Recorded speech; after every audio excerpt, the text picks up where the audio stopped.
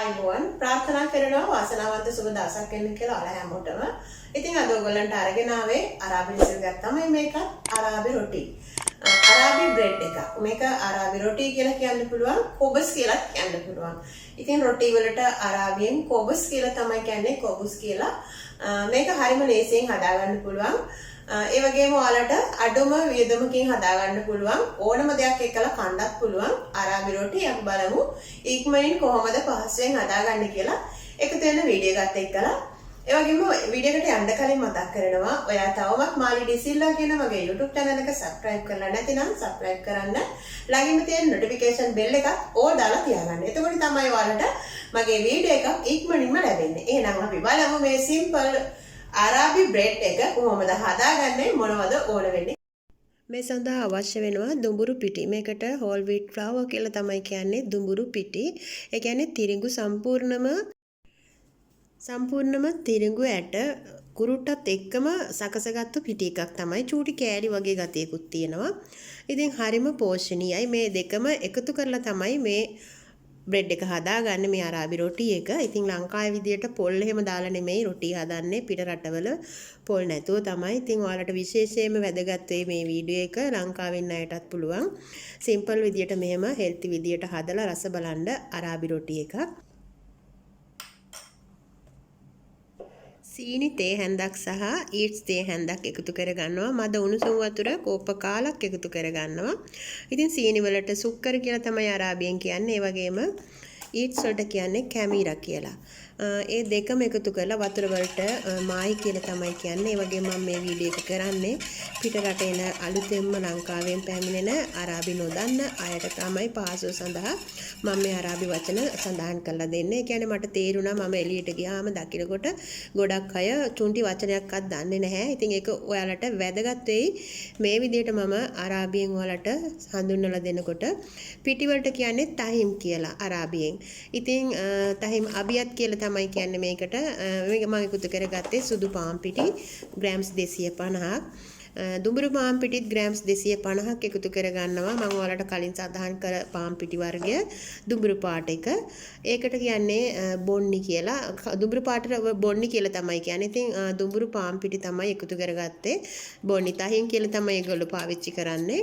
ඊට පස්සේ යෝගට් එකතු කරගන්නවා කෝප්පයක්. මේ යෝගට් වලට සීනි නැති යෝගට්. යෝගට් වලට කියන්නේ රෝබ් කියලා. ඉතින් ඒකෙනුත් කෝප්පයක් එකතු කරගෙන ඊට පස්සේ අපි හැලිප් කියන්නේ කිරි වලට. කිරි වලින් සම්පූර්ණ මිල්ක් යොදය සහිත මිල්ක්. ඒ කියන්නේ සම්පූර්ණ ෆුල් ක්‍රීම් මිල්ක් එකක් තමයි කෝප්ප එකක් සහ ඔලිව් තෙල් මම මේකට එකතු කරගන්නවා තේ හැඳි දෙකක්. මේ ඔක්කොම කලවම් කරගන්නවා ඉස්සෙල්ලාම හැන්දකින්. ඊට පස්සේ තමයි අපි අතින් මේක හොඳට පදම් කරගන්න. විනාඩි 6ක් විතර මේක පදම් කරගන්න ඕනේ. ඒ වගේම මේකට මම බේකින් පවුඩර් තේ හැන්දකුත් ලුණු තේ හැන්දකුත් එකතු කළා. ඉතින් ඔයාලට පුළුවන් ඒ දෙකමත් එකතු කරගෙන මේ විදියට අතින් මේක පදම් කරගන්න. විනාඩි 6ක් විතර පදම් කරගත්තී මේක ගොඩක් අපිට අතට සැහැල්ලුවක් දැනෙනවා පොඩ්ඩක් මෙලෙක් වෙලා. ඒ පදමට එනකොට අපි ඊට පස්සේ මේකට උඩින් තෙල් ටිකක් ආලේප කරලා ඊට පස්සේ මේක වහලා විනාඩි 30ක් විතර පැත්තකින් තියා ගන්න ඕන. සීතල නැති තැනක තියන්න. පොඩ්ඩක්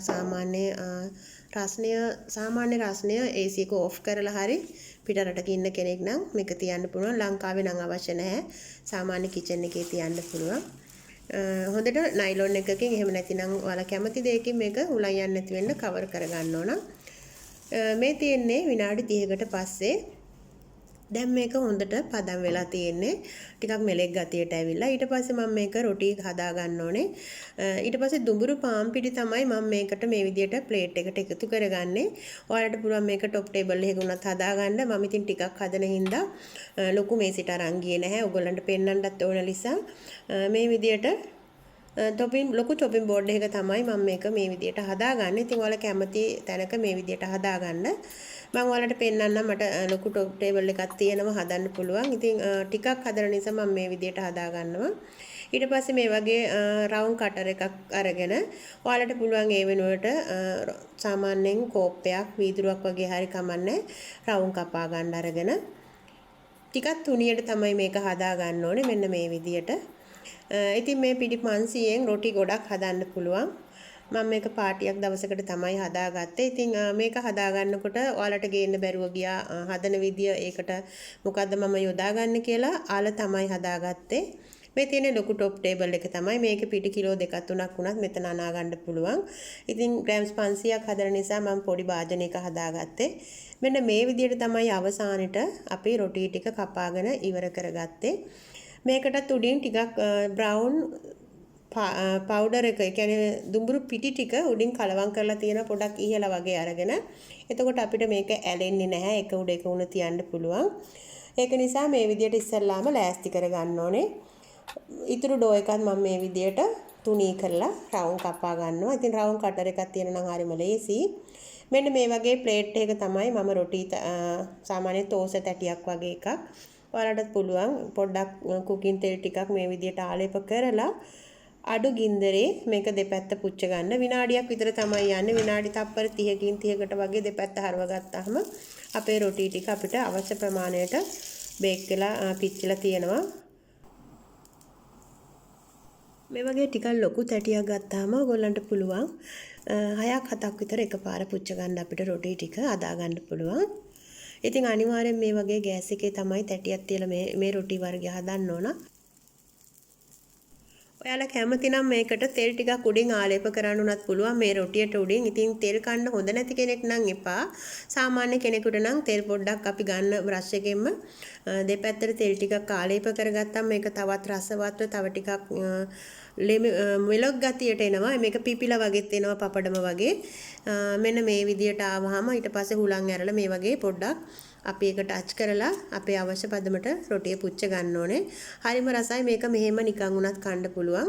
මම මේකට හදාගත්තේ අල චූටියට කපලා තඹලා ඊට පස්සේ ඒකට කොත්තමල්ලි කොළ දාලා ටෙම්පරාදුවට දාගත්තා ලූණු එකතු කරලා, ලූණු සුදු ලූණු එකතු කරලා ඊට පස්සේ ඒකට කෑලි මිරිස් ටිකක් කලවම් කරලා ලුණු ගම්මිරිස් ඒ විදිහට තමයි අල ටික හදාගත්තේ. ඔයාලට අවශ්‍ය කෙනෙක් ඉන්නවා නම් කියන්න ඒ රෙසිපි එක මම අරන් එන්නම්.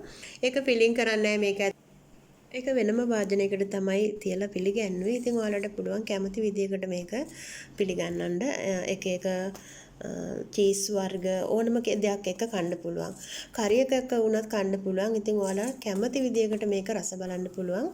ඒ තරම් රසයි මේක රොටි එක.